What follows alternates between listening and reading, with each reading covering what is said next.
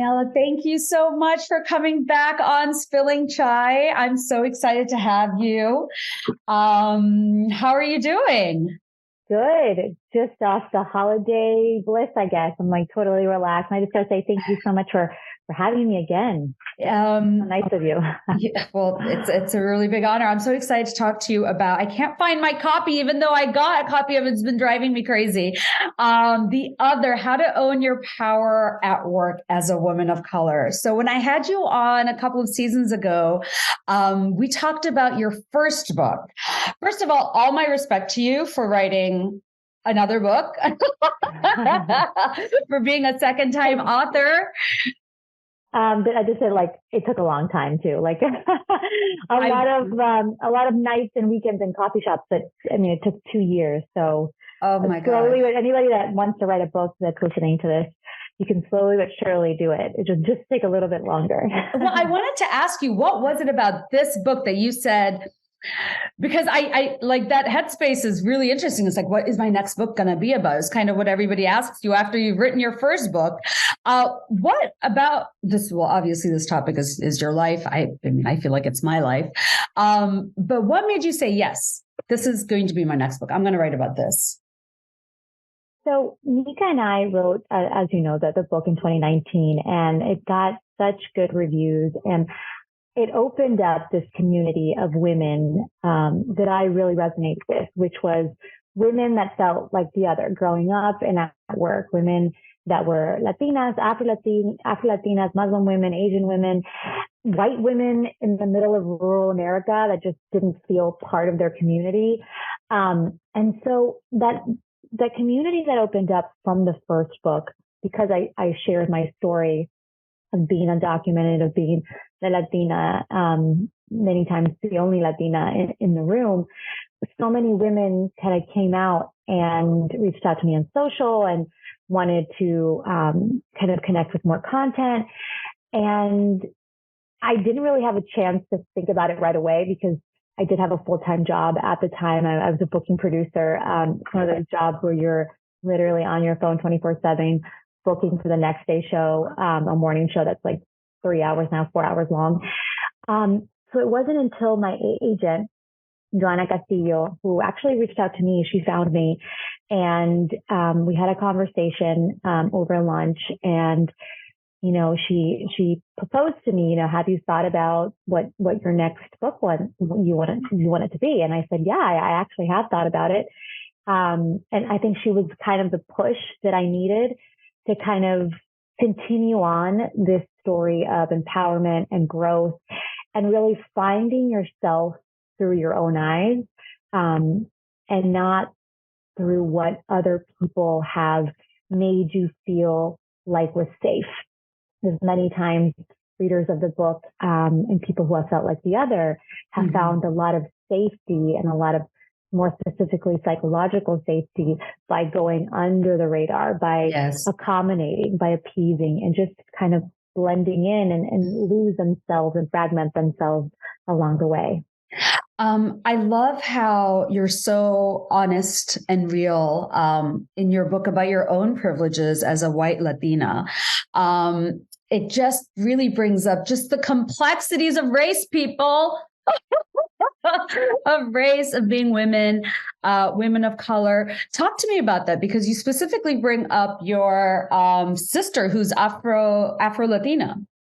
Yeah, I mean, I to be honest with you, the category women of color for Latinas who are white in this country is a complicated subject to me because I'm from Chile, and in Chile I'm not a woman of color. I'm just white. And so coming here to the US and categorizing myself in this pool of women that are women of color was interesting to me, but I also felt like I had a privilege that I needed to speak out about because, my sister, as you mentioned, is Afro-Latina. She has a Haitian grandfather.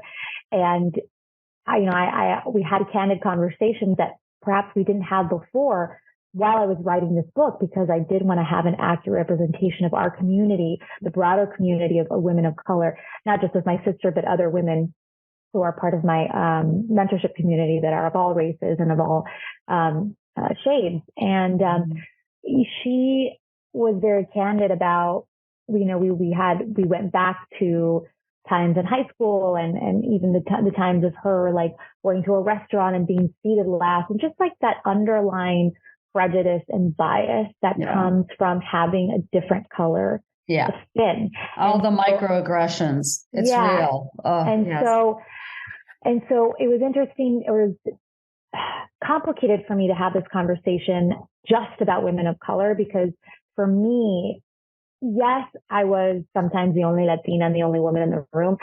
But for me, what really made me feel like the other was being undocumented. Yes. That for me was really heavy. That for me was a very visceral experience that hindered me, not only in, psychological ways, but very tangible and structural and institutional ways that created a lot of barriers. So in that way, I connect with women in that sense of feeling like they didn't belong. Yeah. And so this book is inclusive of all those different experiences of being like the other. And, I thought it was important, and I think it's important for women who are white, whether you're white, Latina, to understand that I didn't have the full spectrum of the experience if I didn't also incorporate voices of other women along the way for the book. Yeah, that is so important. And I love that you do that, because I feel like by talking about your own complexity, you kind of show people how racism isn't always about color. It's about the experience. I mean, people always say to me that I hate this so much when they find out I'm Bangladeshi, especially when I'm traveling in Europe and Italy, because there's so many Bangladeshi immigrants there. And they'll be like, but you're not Black. You're not dark like them. And I'm like, what the F is that supposed to mean? Maybe it's because I live in a country where there's like no sun. I see no sun. But it's and you're in them sometimes where people, I'm sure this has happened to you, where people say stuff about your own people, but they think that, you're not one of them. So I like that you really bring that up, because like you say, the way that we other ourselves, the reason we do that is because of an experience that we had prior, right? Like somebody had put us down. Like it doesn't just come from nowhere. And you talk about this happening in your childhood. I'm just looking at you now. I have to really quickly say that in our last interview, I remember something which just stayed in my heart about how you said your dreams are made out of your mother's tears, like literally. And I just wonder, what does she think about this? Like you now, like your second book. By the way, guys, she is the booking producer for Morning Joe. So her other job isn't just a light internship on the side. What does your mom think about this book? Has she read it? She has read it. And it's interesting because, many times I talk about her during interviews and I forget that I'm spilling a lot about our personal lives out there. I know. And she's just kind of gotten used to it.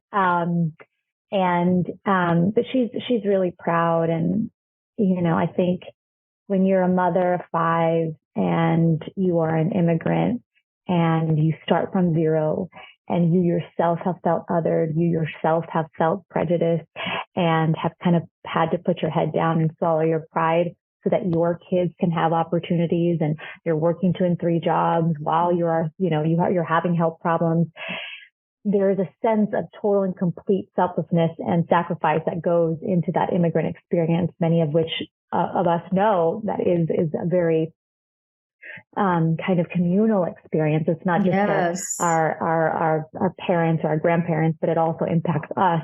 So in that way, I think we're very connected in that thread of sacrifice. And I think for her, it's, she's teared up a lot of times, with a lot of overwhelming emotion about, not just the success of being in a corporate job and, being a booking producer, now a reporter.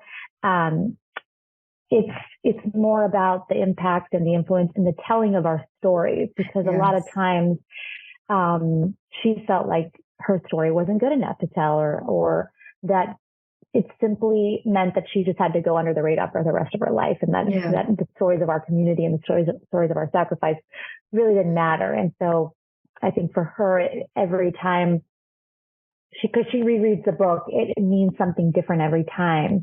So we're still in shock. I mean, I think for all of us, the impact and the feedback and the platforms that continue opening up, it's always a surprise because we started out from nothing. And so it's been a really awesome experience.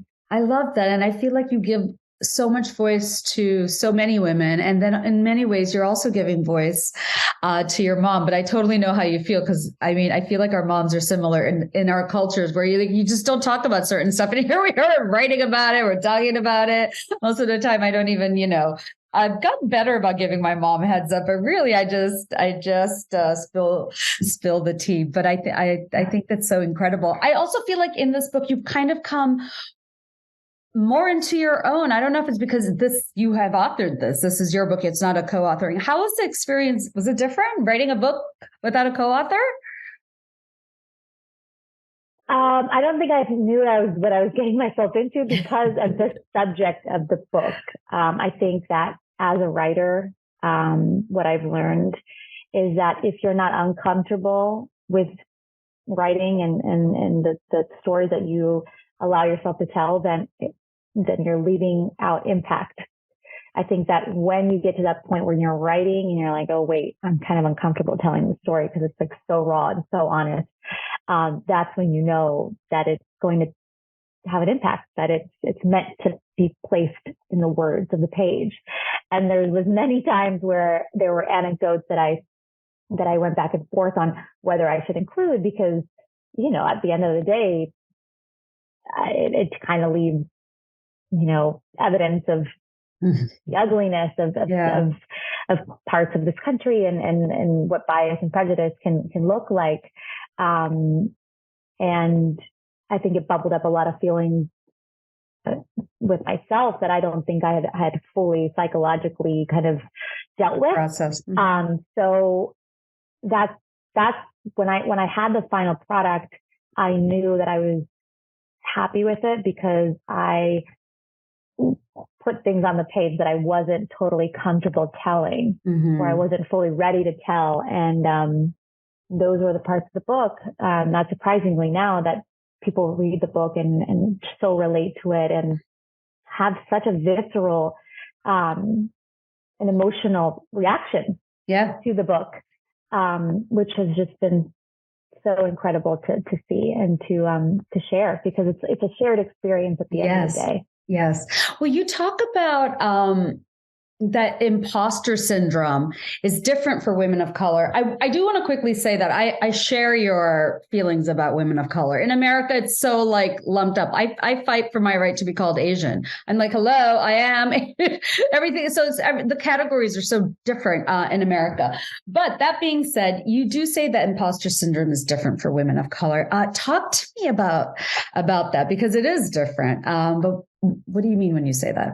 Yeah. So I really wanted to delve into this idea of imposter syndrome, because in some ways I didn't have imposter syndrome when I came up, right? Like I wouldn't have gone to college undocumented and worked my way through and got on a bus to New York because I lied. And I said that, I lived in New York because I wanted an unpaid internship, because in some way I felt entitled to have those opportunities, and I wasn't going to let other people close doors because of their bias and prejudice. So for me, imposter syndrome didn't come up until later in my career, where parts of my past still stayed with me.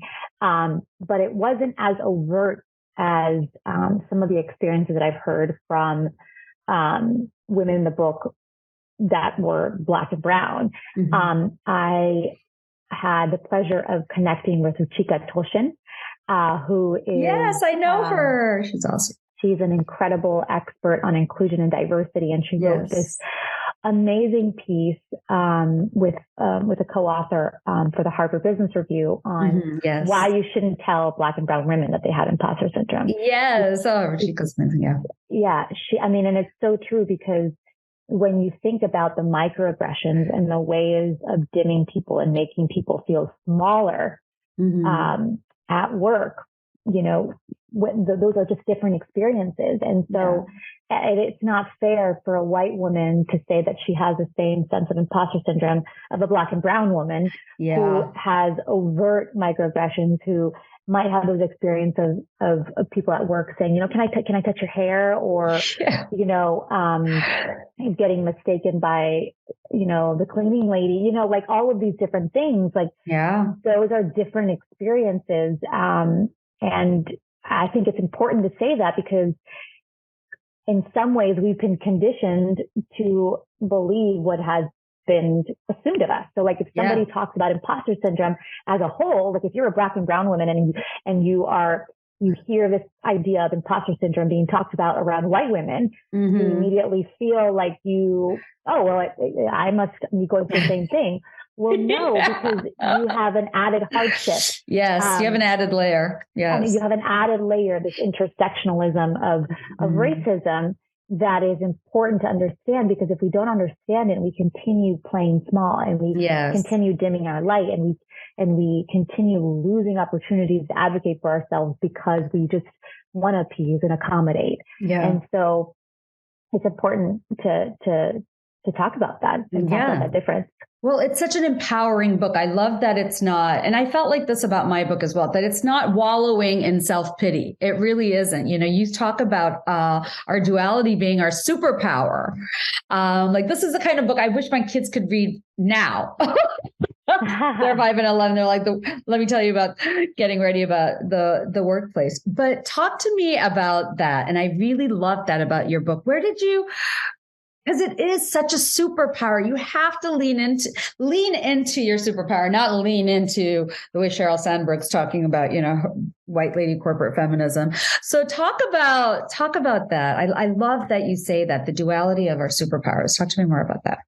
Thank you. Thank you so much for saying that, first of all. It was, I will say before I get into that, it was hard for me to find a balance between talking about the structural and institutional problems and the bias and the prejudice and the racism that exists and not fall into the victimhood mindset. Because I think about my own experience. If I believed all of the disparaging things that were said about immigrants and in the community that I came from, and especially undocumented immigrants, when I was in the shadows, then I would have just said, okay, well, I'm a victim of the system and I should stay home and I shouldn't go to college and I shouldn't apply for internships because they're just not available to me because the system says otherwise.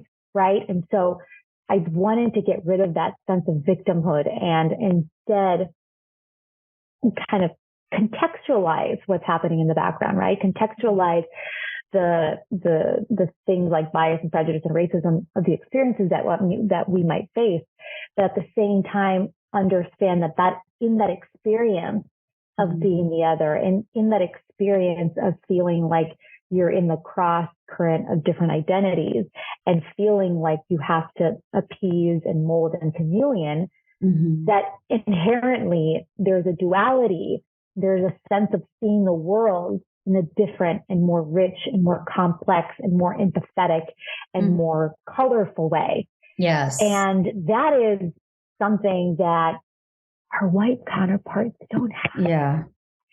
And it's something that we really need to understand that is of value to us, right? So I say this all the time that, you know, America is only becoming more and more diverse. Gen Z is the most diverse generation out there since forever. And so if you work for corporate America, if you work for a startup, if you work for an organization in the US whose client base is American, they need your voices at the table. Yeah, because they really do. America's only becoming more diverse. And it's becoming just browner, guys. And guess what? It's good for the bottom line. It really is. This is Tucker Carlson's worst nightmare.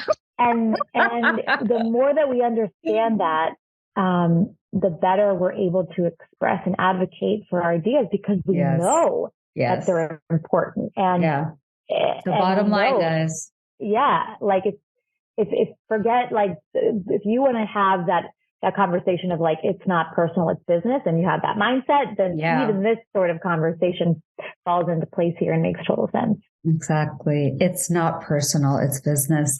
Daniela, thank you so much. You guys, her new book is out. I am so bummed that I cannot find my copy. The other, How to Own Your Power at Work as a Woman of Color. Thank you for talking to us, spilling the tea with us on how to own our superpower as women of color. I appreciate it. And you're so nice for having me on a second time. So I really appreciate it. Thank you so much. Thank you so much. I will speak to you soon, Daniela. Thank you. Thank you.